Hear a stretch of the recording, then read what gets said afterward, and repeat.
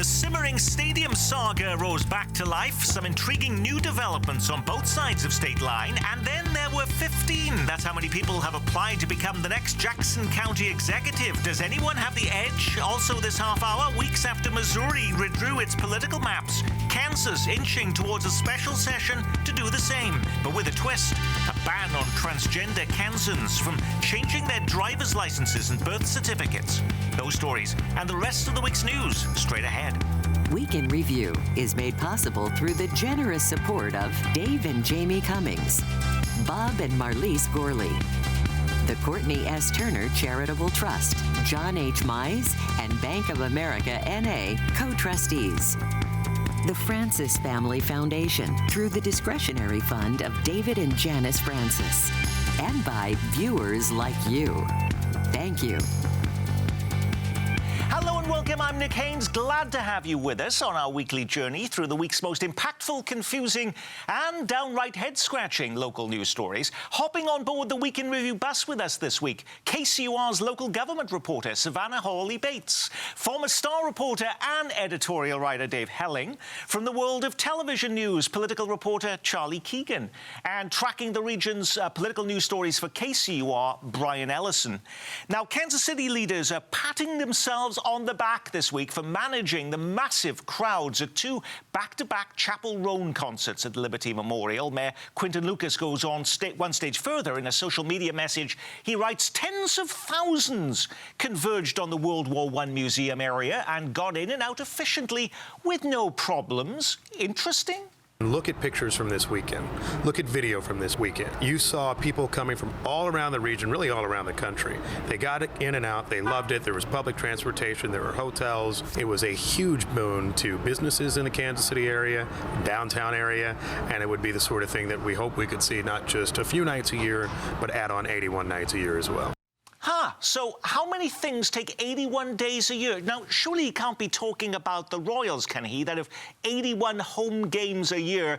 Is this the mayor's way, less than subtle way, perhaps, of saying he can do the same thing if there's a downtown ballpark within steps of where Chapel Roan was performing? 100%, yeah. The mayor's been a big proponent of downtown baseball, and I think he's been on a campaign to get other people on board, and this was his chance to really explain that it's possible, that we had 30,000 people here. They were able to figure it out. They were able to find a place to park. That's always what everybody said. Absolutely, that is the thing. And so, yeah, he's going to tout that for sure. Is it fair to say, though, that would be sort of an apples to oranges comparison? 81 games, all the infrastructure involved in doing that on a regular basis versus just two nights where people are wearing, you know, pink cowboy hats and cowboy boots. They might wear pink cowboy hats to the Royals games as well, but I don't think it's apples to oranges. It might not be quite apples to apples, but it's somewhere in between. The mayor does this quite a lot with events that happen downtown in that Union Station area. He's been advocating for the Washington Square Park location for a long time, and I think any chance he gets to show that large crowds can move in and out of Kansas City efficiently with the excess parking and with the new streetcar route, I think he's going to take it.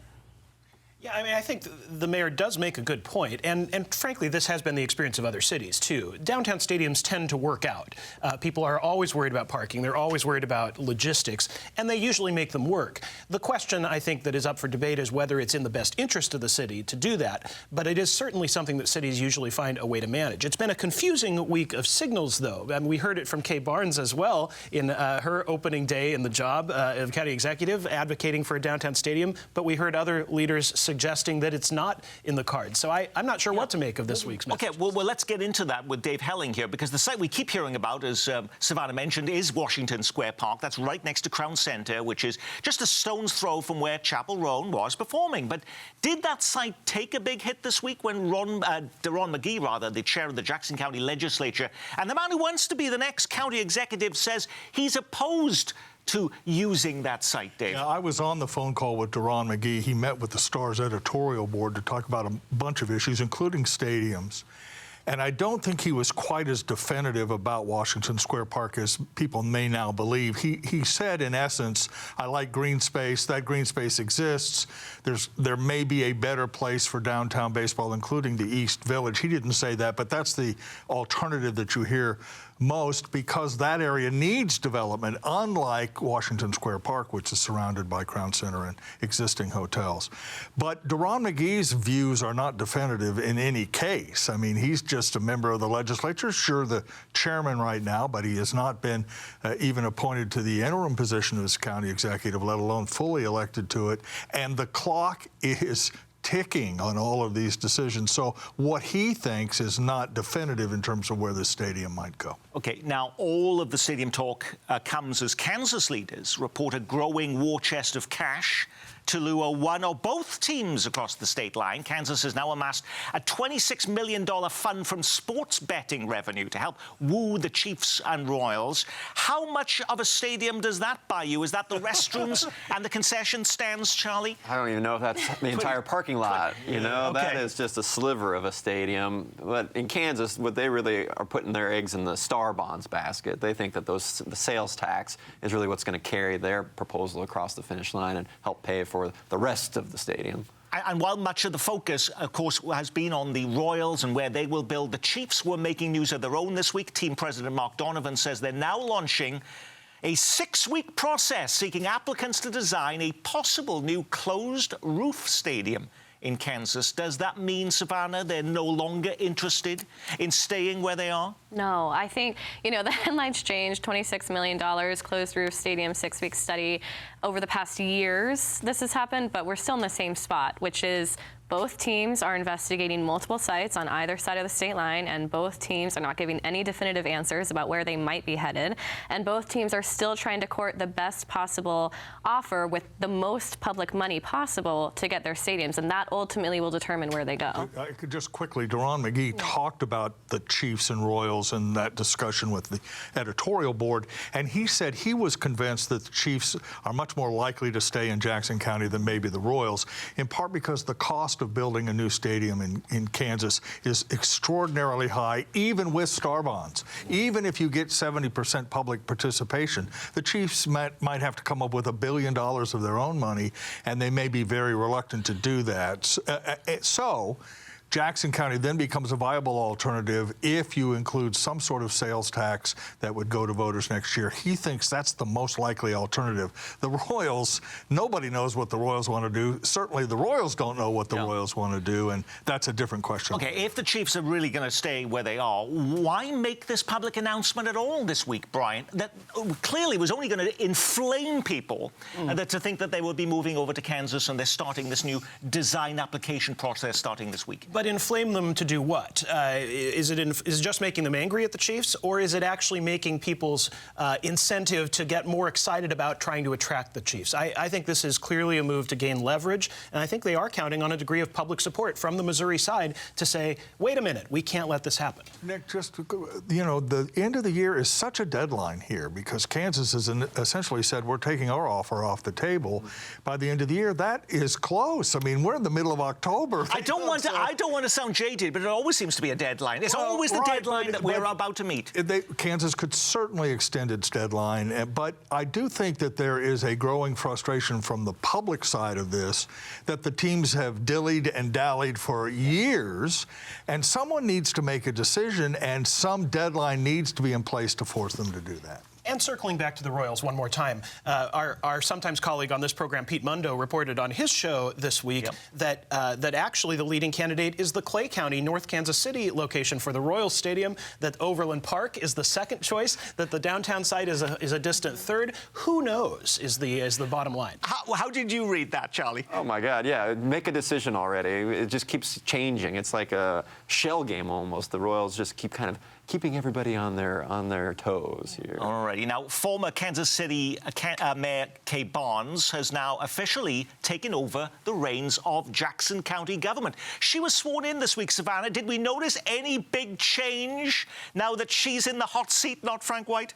I mean, I think maybe the only big change is that we're not hearing about Frank White Jr. as much as we did the week prior. Okay. She can't do much in 30 days to increase stability in Jackson County or rebuild public trust or fix the tax assessments or bring back the Royals to the table to say, hey, if you think Frank White Jr. was your biggest obstacle, he's no longer in the picture, maybe we can figure something out. Yeah, so she did say this week, Kay Barnes, that she'd like the Chiefs to stay at Arrowhead. That's her thought on this and that the Royals should move to Washington Square Park, as we just mentioned. Right. If Daron McGee's views on Washington Square Park don't matter, should we care that a former mayor of Kansas City who might be in this job for a few weeks? No, I mean, the politics are a little complicated because one of the main opponents of the East Village site for the Royals has been the Cordish Company because of the Power and Light District, which was the cornerstone of Kay Barnes' time in office, and her relationship with the Cordish people probably informed her endorsement of the Washington Square site, which is not considered to be competitive. But she's only going to be in office really through the early part of November. She does have some knowledge of municipal finance, which could be helpful, and she may be able to extend those talks. But the real decision makers are the members of the legislature, the chairman, Daron McGee, and others involved in promoting something for the ballot in April of next year that would supplement whatever Missouri wants to do. Now we know who wants to be the next full-time county executive in Jackson County. Ahead of Monday's deadline to apply, 15 people came forward to say they have what it takes to succeed Frank White. Some were immediately disqualified as they are registered Republicans. Many of them you've never heard of, but there were some familiar names in the group, including the current chair of the legislature, Daron McGee, fellow lawmaker Charlie Franklin, and former county legislator Dan Tarwater. So who has the edge at this point? Or do most people, Charlie, not care now that Frank White is gone? I think what we found out from the Frank White recall is that people are engaged, and they do care about who is involved in their government, and they're very happy that Frank White is gone. But now they don't have control over who replaces Frank White. So I think we're seeing a little bit of unease from the voters who got the recall accomplished and now are stuck with this list of names, which maybe isn't the most appealing. Yeah, we were actually asked to do a whole forum with them. I said, oh my God, a dozen people, it would be very hard to actually achieve that. We don't have enough chairs at the station. Yeah, absolutely. Right. I think one of the things that's really interesting is that it takes tens of thousands of votes normally to be elected county executive. Now it takes 5. You have an electorate of 9. And one of the things people may not realize is that when they vote to recall an executive, they're not just voting to remove someone, they're voting to give away their right to select the next executive.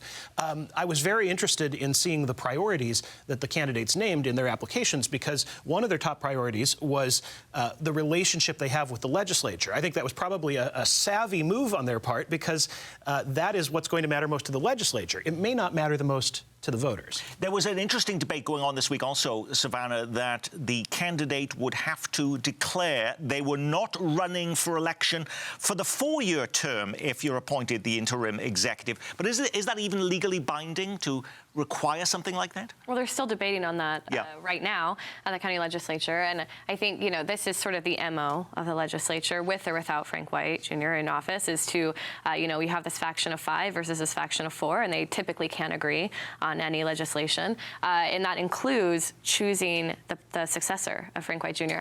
There are some that want a more transparent process where there's town halls, where voters have more of an input, where, the candidates do public forums, and others who want promises that they won't be seeking the long-term office because it's sort of a, just let's fill this year and then put it back to the voters to decide. I think the through line here is that there is no common plan and there's still no one singular path forward to pick this other than the fact that, again, they only need the votes of the legislature to become. Now, Daron McGee, who actually wants the job and to have it full-time, says, that would be very unfair because it'll take more than 14 months, which is until the next election, to fix Jackson County's problems. Is that a fair assessment, Charlie? I think that is a fair assessment. Yeah, Jackson County has dug itself into a hole here with lots of issues, and yeah, you can't wave a magic wand and get them solved even in 14 months.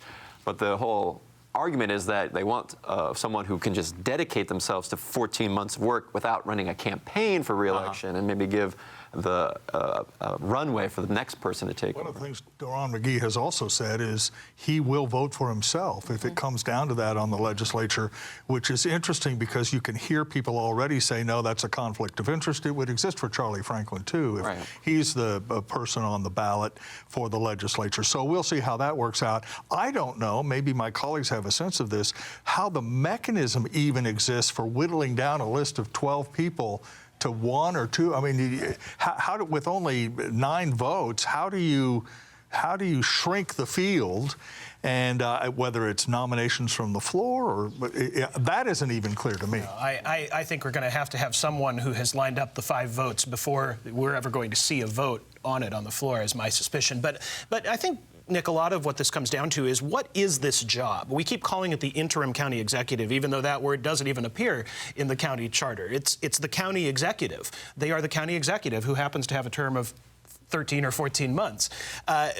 Do you think this is a job that is about cleaning up the mess, that is about doing the hard things over this next year or so to make way for the new person? Or do you think this job is to hit the ground running and start with an agenda that could take 5 or 9 years? And that's the fundamental decision the legislature has to make. They're free to use whatever criteria they want in making their selection, but like Savannah, I think it's very legally questionable whether they can actually prohibit the person. And in fact, if they get them to say they won't run, I think you're going to see a magical change of heart come next spring when the filing window opens. We're now in the second week of a federal government shutdown. Last week, we reported that the most visible local sign of the budget stalemate in Washington was the closing of the Truman Presidential Library and Museum in Independence. It's run by the National Archives. But can we now add something else to the mix? President Trump is withholding billions of dollars in infrastructure money to Democratic-run cities and states. Well, Kansas City has a Democrat mayor. Kansas has a Democratic governor. Are they now scrambling, Savannah, as the federal government money hose comes to a halt, or has it not happened here?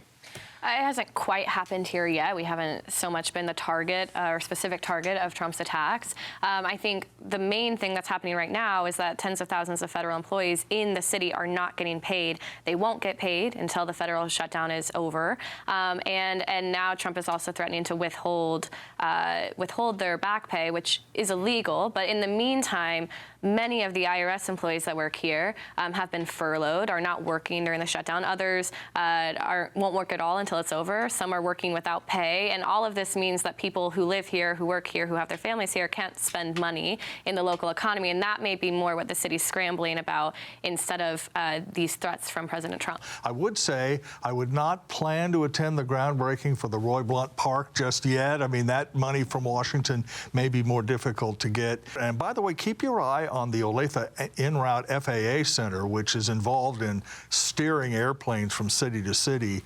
The air traffic control system is really starting to strain under the impact of this shutdown. And I think in terms of city projects, the reason that the city might not be as publicly scrambling as it might under these threats from President Trump is because this is just sort of more of the same in terms of federal funding. And another reason why you're not hearing this public outcry locally, particularly from Mayor Quinton Lucas, is because he's not even actually here. He is out of the country. He is in Germany, yes, on a 4-day trip that includes a visit to Kansas City's sister city, Hanover.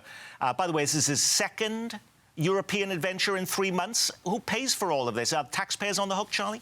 No, the taxpayers aren't paying for this one. I think it's actually the German government that is funding this trip so he can go over there and learn about some transatlantic solutions to problems mayors face. Now, speaking of taxpayers on the hook, Weekend Review watcher Stephanie wants to know, did taxpayers foot the bill for the special splashy streetcar wrap for Chapel Roan, Brian? Speaking as your Chapel Roan correspondent, you Nick, sure are. No, they did not. In fact, they never do. When you see those wrapped streetcars, they are advertisements. They are paid for by sponsors of companies, or nonprofit organizations, or people who want to support those nonprofits. In this case, we're told Chapel Roan paid for this one herself. So even Dave Helling could pay for one of those and have his head Yeah, on a I'm not sure there's a streetcar big enough for a wrap of Okay, all right. I will pitch in, though. All righty. And as we continue our Follow the Money segment, we heard from Ray in Independence, who writes, I've been hearing about how much taxpayers are shelling out to make Arrowhead suitable for the World Cup. It's in the tens of millions of dollars. How much is FIFA paying to use the facilities at Arrowhead? Surely the operating costs will be covered, right? Are they paying? No. Oh, we are. No, and that people think that that's unusual, but the fact of the matter is, Nick, in 2016, when Kansas City tried to get the Republican National Convention to come here, they said, hey, you can have the arena for free. In fact, we'll spend $5 or $6 million making improvements to that arena in order to attract you to our city and for you to choose Kansas City as the venue. And that's the exact deal or close to it that they cut with FIFA. FIFA says, in essence, hey, we're not coming unless we get the facilities for free, and it's so competitive, that's how it happens. And we're also paying for the security as well. Yeah, I mean, that's what the process that cities go through to get secure World Cup games is the fact that they will foot the bill and they want to foot the bill, and they say it's more important for us to bring people here and to hopefully have this boon to our entertainment. And there's lots of overtime pay, and I heard actually from somebody in Overland Park telling me the police department, even in Overland Park, throughout the entire time of the World Cup is here, they've been told no one is allowed to take any vacation during that period. Which means they'll all pay overtime. This is... You gin up a lot of outrage over these sorts of things, and maybe rightly so, but this is how it works. This is what cities pay for with these big events. And so when you make these decisions, 5 years ago on whether to seek a World Cup bid, whether to try to get the Super Bowl or the All-Star game to come, this is how this works. FIFA, for its part, is spending $3 billion to earn $13 billion. So this is a very profitable project for FIFA, and they've got the world playing along. Kansas City is not doing anything different than any other city, though. Now, it seems that Kansas has now caught the redistricting bug weeks after Missouri lawmakers withdrew their state's political map. Kansas now inching towards a special session to do the same thing. It could begin in just a few weeks. In addition to reworking the state's congressional boundaries, it's also likely to take up a request from Attorney General Chris Kobach to ban transgender Kansans from altering their driver's licenses and birth certificates. Since Kansas has a Democratic governor opposed to both changes, legislative leaders need to collect the signatures from 2/3 of Senate and House members to trigger that special session. Do they have the signatures, Charlie? They don't have them yet, but I think the strategy here is that they didn't have them maybe right off the bat for redistricting, but if we have this social issue of transgender driver's licenses, that might get a few more people to reach that 2/3 threshold, and then we can lump both issues together during a special session. If they pass that in the legislature, would that have to go before voters, or would that just become the law? It could become the law. They have the right to do that. But the court has already struck down the version of the law that has been passed once already. And, of course, it is the map that is the main focus. Should Sharice Davids be hitting the panic button, Dave? Well, not the panic button. She obviously wants to pay attention, and she would be concerned. But the interesting development to me is some Republicans are wavering a little bit about redistricting that would split Johnson County into 2 or 3 districts because they're afraid it might jeopardize Derek Schmidt's seat in the 2nd district or maybe the 1st district, Tracy Mann's seat, depending on how they draw the map. So I think it's not a slam dunk that they'll go through this procedure, but, that we live in interesting times, so we'll see what happens. Yeah, I think right now there's so many Republican candidates for governor next year who all want a Trump endorsement, who are all willing to do what Trump asks, essentially, is what's leading to a lot just of as many people who want to be the Jackson County interim executive as running for governor in Kansas. Now, when you put a program like this together every week, you can't get to every story grabbing the headlines. What was the big local story we missed? The Chiefs giving Kansas City fans conniption fits. Did our city's collective mood nosedive this week? By themselves, they may not amount to much, but every day we're hearing about job cuts, 900 layoffs at GM's Fairfax plant in KCK, and 120 layoffs at the health tech firm UBC in Overland Park. They're beginning to add up.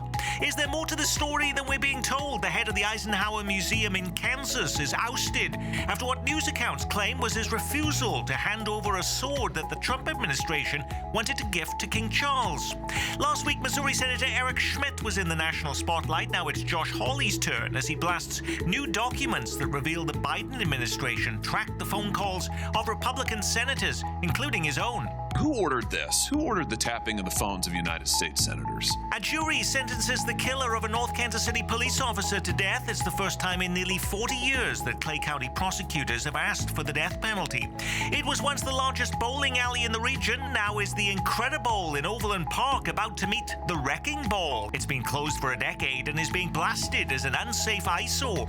And one of our metro's most unusual museums has closed its doors. The world's only hair museum shuts up shop after nearly 40 years in independence. It got plenty of national attention over the years. Am I correct in assuming and believing, as I was told, that it's the only one of its kind? In the whole world. No other museums on planet Earth dedicated to hair? No. You got the only one. Mm-hmm. Owner Layla Cahoon died last year, but talk about legacy. Her nearly 3,000 pieces of hair art now being split between 40 museums, including the Metropolitan Museum of Art in New York. Alrighty, Brian, did you pick one of those stories or something completely different? Something different.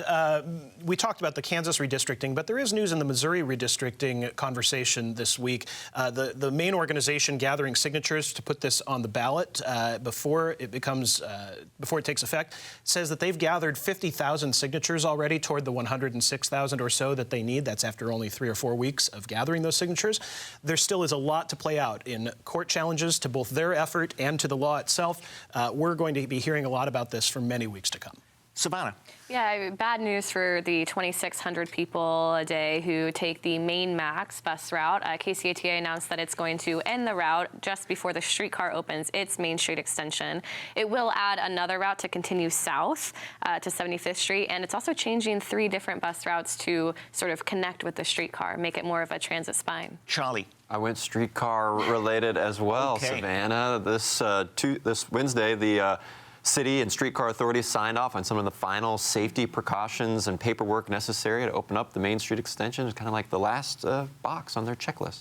Dave. I was hoping your headline would be Hair Museum clipped, but we didn't get there. So We need you as our headline writer, That's clearly. exactly right. I'm doing some work for the Star on the ballot initiative in Prairie Village, which would change the form of government from mayor council to something else. And let me just tell you, after spending 2 or 3 days doing some reporting on that tensions are high in that community about this issue and really about years and years of disputes within the community over the direction of Prairie Village governance. Pay attention to that, I think, in November is a good word for it. I think it's time for us to split ends. That's right. And on that, we will say our week has been reviewed courtesy of KCUR's Savannah Hawley-Bates and Channel 41's Charlie Keegan. Keeping his finger on the pulse of politics over at KCUR, Brian Ellison, the news icon Dave Helling, and I'm Nick Haines from all of us here at Kansas City PBS. Be well, keep calm, and carry on.